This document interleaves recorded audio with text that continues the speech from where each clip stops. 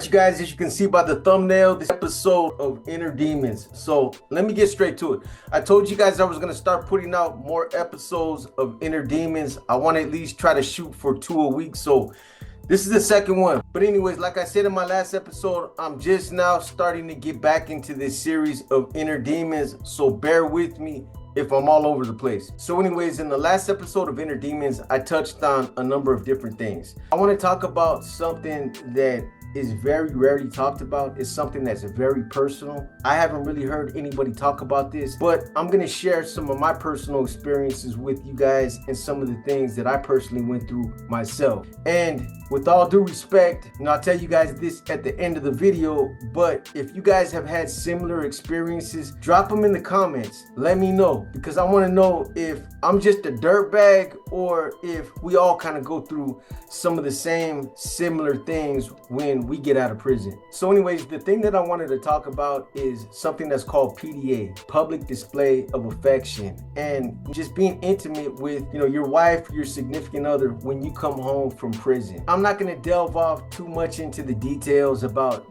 getting intimate, but when, at least for myself, speaking for myself, every time that I've gotten out of prison, it was kind of hard for me. It was a transition for me to get to the point to where, I would start holding hands with my girl or, showing any kind of affection in public. And it's crazy because when we're locked up, we're probably some of the most romantic individuals out there. I'm talking about telling your girl or your significant other all the things that she needed to hear, either when you were on a visit or through letters, that she was the most important thing in your world, and making her feel like that.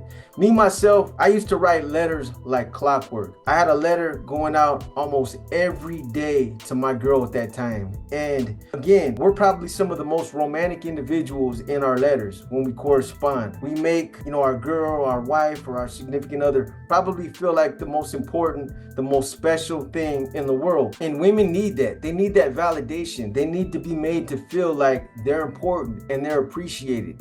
But that's something that a lot of us, we dropped the ball. At least, again, speaking for myself, I did. And it was something that I went through every time I got out of prison. So myself, when I was doing time, I did a lot of shoe time. Most of my time was spent in the shoe, and my day was structured. I structured my day. I had a program where I would get up in the morning, I'd work out, clean the cell. There were certain things I used to do throughout the day. And then there was a time that I would devote to writing letters. My cellie would do the same thing if I had a cellie. So I had a letter going out every day. And when I used to write my letters, I used to pour my heart out to my girl. And I believe, I would like to believe that I used to hold my own, or that I ranked somewhere up towards the top when it came to making her feel special. So I invested a lot of time making her feel important, and that, it was going to be all about me and her when I came home. And I mean, think about it. When it comes to writing letters, don't nobody got time for that shit out here anymore. Nobody does that. Women don't get that kind of attention out here in the free world, unless there's somebody that's had a guy that's been locked up. She's been with somebody that's done time. Then I'm sure that if there's any females watching, you guys understand, you know what I'm talking about. I'm sure he used to say all the right things to make you feel special and to make you feel like, everything was going to be perfect when he came home. And what other better way is there to cupcake than through correspondence, through writing letters? I mean, like I said, unless there's women that have been with somebody that's done time, barring any other kind of situation, maybe somebody being in the military or something like that, they don't get that kind of attention where you really get to know somebody in and out the way that you do through writing letters. And I think those are some of the strongest relationships, is when you get to know somebody for 2 or 3 years. You're writing each other because you have an opportunity to focus in on other things that you normally wouldn't focus in on out here in the free world. There's probably things you don't know about your lady because you've never asked her, or she never cared to even tell you what she used to do in school, how she grew up, or just different things throughout her life you still don't know about. But when you're writing somebody for years, these are things that come up, throughout the course of different letters when you're conversing with somebody. And I just think that it builds a stronger foundation. Just my opinion though. So anyways, from doing time, I seen other dudes, obviously the way that they used to cupcake to their girls, a lot of them would write poems. I was never really too big on the poem thing, but I used to see guys write poems, and then you had arts and crafts, things that they used to do for their ladies, make little heart frames out of plastic, the cellophane and all that stuff. And there was just different things that, when we were locked up, that we used to do for our women to make them feel special. You have a lot of guys that, do time that are artists, or they learn how to draw. So sending drawings is another way to earn coochie coupons when you come home. So it was common to send drawings home, and it didn't have to be for a special occasion. It didn't have to be for a holiday. You could just throw in a card or a drawing just for the purpose of letting her know that, she's cared about or she's being thought about. Things like that. It shows that, we took enough interest to create something that was personable for her. And actually, I think it's more the gesture.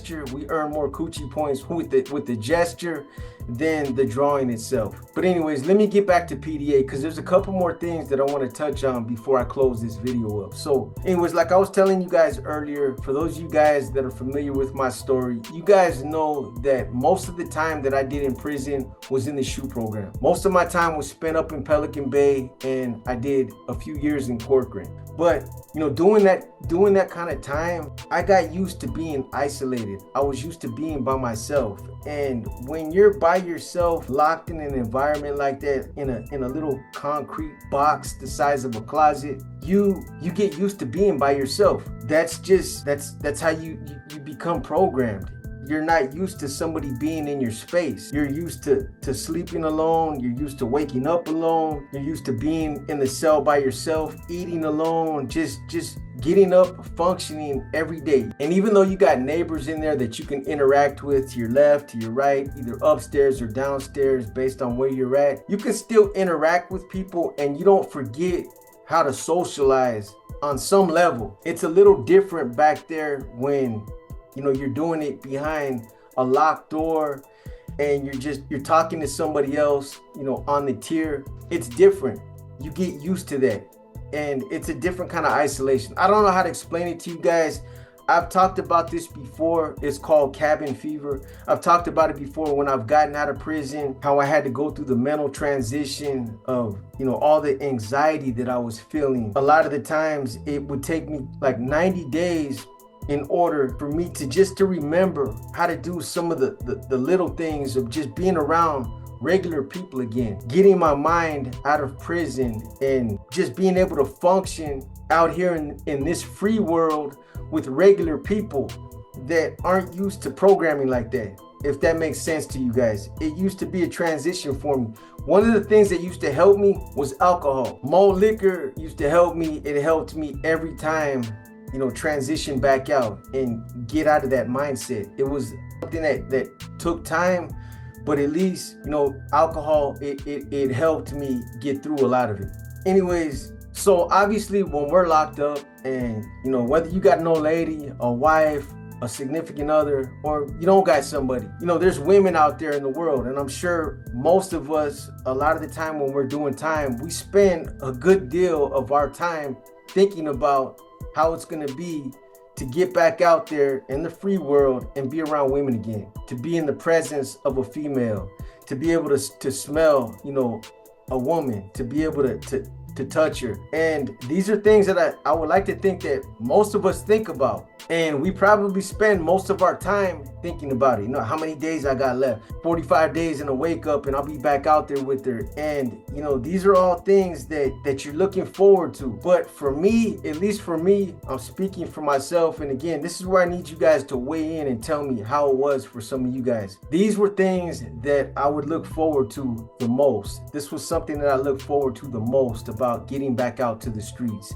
Pretty much every time that I was incarcerated, I was in a relationship, so I had somebody waiting for me out there. And again, I spent a lot of time thinking about how it was going to be when I got back out there. But when I actually got back out there and I was in the presence of, and this was somebody that I had been with before. I had been with her before many times, but it seemed like every time I got back out that once I was there, once we were alone somewhere, that it was different. It was different. I probably seemed like I was distant and withdrawn. I'm not gonna get too detailed with this, but I remember, on a couple occasions whenever I would parole and I'd end up somewhere with somebody. I remember one time specifically when I got out, my girl at that time, she was sitting right there on the bed, and here I was sitting in the chair in the room, and I was drinking my beer. And she was probably wondering why I wasn't jumping all over her bones, why I was withdrawn. Maybe she thought I wasn't interested, or that there was something wrong with me. I don't know, but here I was, kind of withdrawn, just drinking my beer. And it wasn't like I forgot how to be intimate with a female, but it was awkward because I've been gone for a minute. I've been gone, and I was used to being by myself. Again, I don't know if it was different for some of you guys. Maybe you guys are just Casanovas, and it's like riding a bike. You were able to jump right back into it. Don't get me wrong. By the time I finished my beer, I was all over, and I had her twisted up like a pretzel. And you don't ever forget how to be intimate with a woman. It literally is like riding a bike.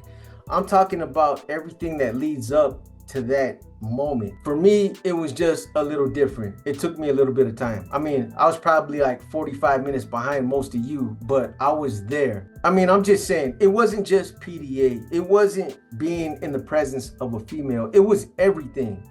Just getting back out into the free world and not being locked up again. Everything that I was doing, it was almost like I had to get back in the swing of things again, slowly kind of get back into it. Once I was there. I was all in, but it was just slow going. It was a little awkward for me, is what I'm trying to say. Again, the same way alcohol, malt liquor, 211 used to help me readjust and kind of, reacclimate to getting back out on the streets. It also helped me to kind of be comfortable again, whenever I was in the presence of a female. So every time that I paroled, literally the first thing that I would do is I would hit that liquor store. It didn't matter if I had somebody waiting right there at the gate for me or what the situation was.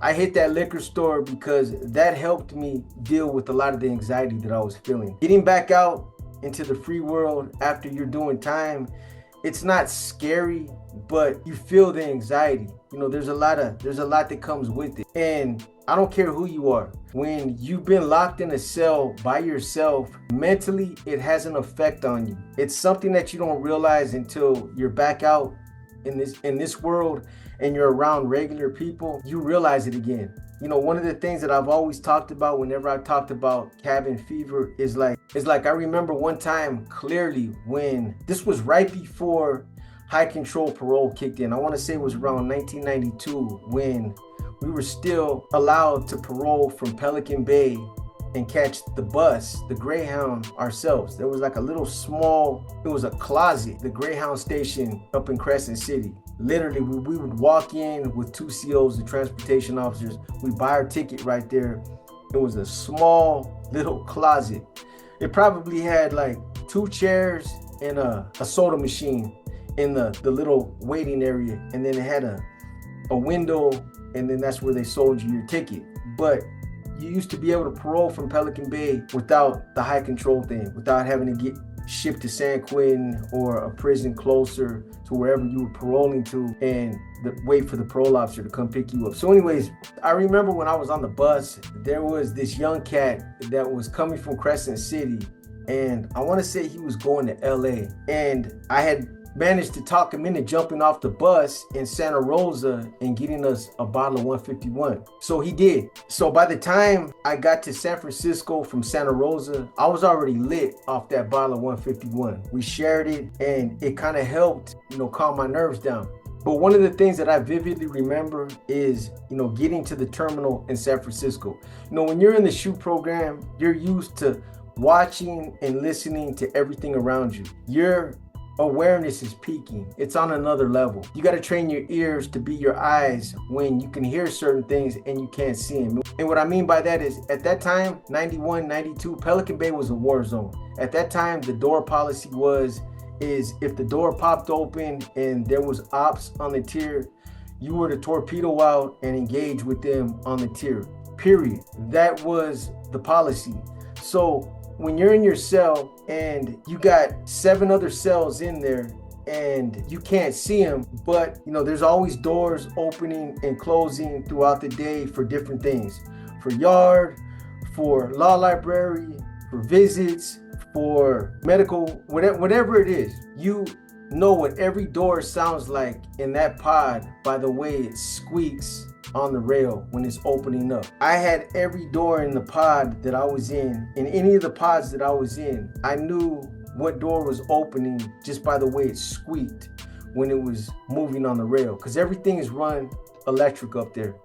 There's a gunner that sits up in the gun tower and he pushes buttons. That's what he does. So when the door opens up, it's opened up automatically and it moves on the rail. And a lot of times it'll squeak or it'll have a different sound. Sometimes you can kind of hear it jump on the track and it just has a distinctive sound to it. So that's just an example of how your awareness peaks in situations like that. You're not used to seeing a whole lot of different colors in there. Everything's kind of painted beige, white, and then you got like a copper color that's on the inside of your gate. Those are the colors that you see. But when I was in the terminal in San Francisco and I came out, that's when like everything hit me. You guys know how Frisco is. It's a congested city. You got people walking around everywhere downtown. You got cars, there's traffic everywhere. There's pigeons, birds, there's all kind of movement. And again, when you're coming out of an environment like the SHU and you're used to watching everything that moves, or you key in on different sounds, and all of a sudden you get into a situation like this or an environment like this, it's overload. Seriously, it was almost too much for me. I had to go to a liquor store, get a 40, find an alley, sit on some stairs and slam it back, just so that I could kind of decompress and get my feet back under me, because it was almost too much. I had to calm down. The anxiety was overwhelming, and it was almost to the point, like, I can't say this time, but like other times I remember after that it was so much for me that I almost wanted to go back to prison. I wanted to turn around and go back to my cell, but I was back out there. I was free. I was on parole, and I had to deal with it. Anyways, I know I kind of rambled on about cabin fever, but these things kind of interrelate. They're similar in a lot of ways, and I dealt with them both in the same way. So after getting through that awkwardness initially during the first couple of days, and you're back out there, the real PDA that I wanted to talk about are things like holding hands, or showing affection in public. These are things that I struggled to do. And it wasn't because I didn't want to make her feel special, or because I didn't want nobody to see us together, or I didn't want her to feel that closeness. It was just I wasn't used to having somebody that close to me. I had gotten used to being in a cell by myself. I wasn't used to holding somebody's hand. And I think a lot of it too was, this was when I was in my 20s, when I was a lot younger. And I think a lot of it was because I had an image. And I didn't want people to see me simping like that. Walking down the street, holding somebody's hand, or, just being, all over somebody like that. Women, on the other hand, they need intimacy. They need to be made to feel like they're special. And again, like I said, they need that validation. But this was something that I would never do when I got back out, when I first got back out. This was something that took time for me to learn how to do again. I just wasn't into holding hands or doing all the little things that showed affection in public like I should have. And these are the things that are gonna earn you coochie coupons later. This is how you're gonna score major points, because like I said, women, they need that. They like that. They wanna cuddle. They want to feel that closeness, or they want to feel like they're special. And I'll tell you guys one of the other bad habits that I had, and this was something that I would never do consciously, but I continued to do it, and it took me a long time before I realized what I was doing. And that was losing all sense of where she was walking whenever we would be out somewhere in public, and I'd be walking like either way ahead of her or away from her, almost to where it looked like we weren't even together. And like I said, the cool part about it is that I wasn't even conscious of the fact that I was doing it. I didn't know I was doing it. It was just something that I was doing out of habit. And at first, she wouldn't even say nothing. I think she just kind of gave me my space because she understood on some level. But eventually, she called me on it because it started to bother her. One day out of nowhere, in tears, she told me that I made her feel like I didn't want to walk with her, or that I didn't want to hold her hand, or it was almost like, I wanted to walk away from her. I was doing it purposely. And I had no idea I was doing it until she called me on it. And to the women out there, if you've got a boyfriend, a husband, or a significant other, and they're doing this out there, you got to give them the benefit of the doubt. Seriously, you have to, because a lot of the times we're not conscious of the things that we're doing until you bring them to our attention. After I was told, that's when I took notice of it and I started to be more conscious about it. Eventually I was able to fix it. But if we're not made aware of these things and we're not conscious about it, how is it ever going to be fixed? So if he's doing these things, bring it to his attention. Let him know what he's doing wrong. And if he cares about you, eventually he's going to fix it. If he doesn't, then he's just going to keep doing what he does. I don't know. Maybe I'm the only one that had these issues and I'm just exposing how much of a dirtbag I used to be. You guys need to clarify that in the comments. But, I'm just being honest. These are real struggles that I used to go through in my younger years when I was doing time. But maybe you guys can clarify your experiences in the comments. If you had these same kind of experiences when you were doing time and you got back around your girl, let me know in the comments. You don't got to give explicit details. Just let me know if you kind of struggled with some of the same things that I did with regards to PDA. Holding hands or walking away from her when you guys would be walking somewhere, or walking through a door that you had to physically open. A lot of the times I'd be walking with her in like a mall door or something, and I would go in first and I would just open up the door and walk in, and I wouldn't even turn around to look, to hold the door open for or anything like that. But again, these are things that eventually I was able to fix once I got back around her again. And I wasn't conscious that I was doing a lot of this stuff when it was happening until she brought it to my attention. To cap this off, I'll tell you guys about one other thing that I used to do that was kind of along the same lines. Something else that I was real bad at, and actually something that I still struggle with to this day, is reciprocating appreciation, or just creating my own gestures to make her feel appreciated. And what I mean by that is this: when it comes to all the small things that you can do for somebody to make them feel appreciated, the little things, like when you're going to pick your lady up somewhere and she's been out all day, to grab a bottle of water or something else that she might want to drink on her way home. It's just a small gesture to let her know that you thought about her or that you were thinking about her. When you pull up, you hand her water or whatever else you brought for something to snack on, whatever it is. It's just a gesture to show her that she was thought about.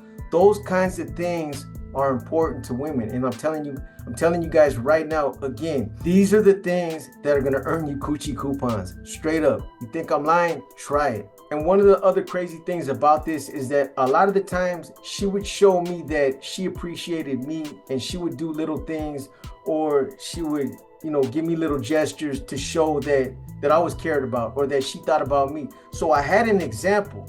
But even though I had her as an example and it was my turn to show up, I still would forget to do these things. It was almost like I was being selfish and inconsiderate, or that I just didn't care. And eventually that's how she started taking it. I was terrible at it, despite the fact that she did a lot of things. There's a lot of things that I can remember that she did out of nowhere just to show me that she was thinking about me, or a gesture just to let me know that, she cared about me, or that I was appreciated. So I had an example, but it didn't resonate with me that whenever it was my turn to show her, I would never do it. And eventually it got to the point where, I started to look like I was either selfish, inconsiderate, or like I just didn't care. And that obviously wasn't the message I was trying to convey to her. So you guys, seriously, take this stuff serious, man. If you're not listening, you need to listen. I mean, seriously, when's the last time you guys did something special for your girl? And I'm not talking about for a holiday or nothing like that. I'm talking about just on GP.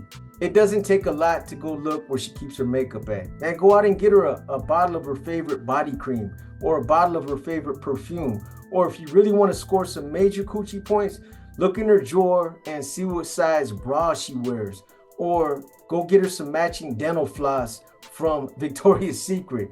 Most women like chocolate, so you better know what her favorite chocolate is. And that doesn't mean showing up with a Snicker bar either. So again, when it came to all this stuff, I flunked the class every time. I failed every time. There was even times when I forgot her birthday. It took me years before I could remember her actual birthday. And I know guys, we're terrible at that stuff. I know I'm not the only one that's done that. So for all you guys out there that are listening, hopefully you're at least not doing that, because that's something that they really take to heart. You forget their birthday or a date like your anniversary or something like that. That's dirtbag stuff, and that's stuff that they don't forget. So at least remember her birthday or your guys' anniversary. So now, at least myself, now that I've been home for a while, I've gotten better at a lot of this stuff. I don't forget birthdays no more. There's significant dates that I just don't forget. And when it comes to reciprocating, my appreciation, and I'm not just talking about PDA, I'm talking about just interacting with other people or showing appreciation or consideration for other people or to other people. And I do that despite the sentiment out there, or despite the fact that we live in a time where being selfish and inconsiderate is the norm for a lot of people. And I'm not just talking about PDA, I'm talking about across the board, interacting with people and just being a better person, being considerate and not being selfish, not just thinking about yourself. Anyways, I know I was kind of all over the place in this episode of Inner Demons. There was a couple of issues I wanted to touch on and get this all in one episode. I'll hit you guys with another one in the coming days. I got another story coming out. Just bear with me. I had to take a couple days off because it's close to tax time now. And I'm not talking about taxes for the Nuestra Familia or the Mexican Mafia. I'm talking about for the government. So I had to get all my taxes in order, and I had to take care of some stuff around the house as well as some medical issues. So I'm working on that other story. It should be coming out shortly. Anyways, I hope you guys enjoyed this episode of Inner Demons. If you guys liked this episode, give it a thumbs up. If you didn't like this episode, give it a thumbs down. But either way, drop a comment and let me know what you think. As always, I just want to thank those of you who continue to show your unwavering support for this channel and who continue to tap in. With that said, you guys enjoy your week and keep pushing that positivity. Until the next one, this is your boy B, and I'm gone.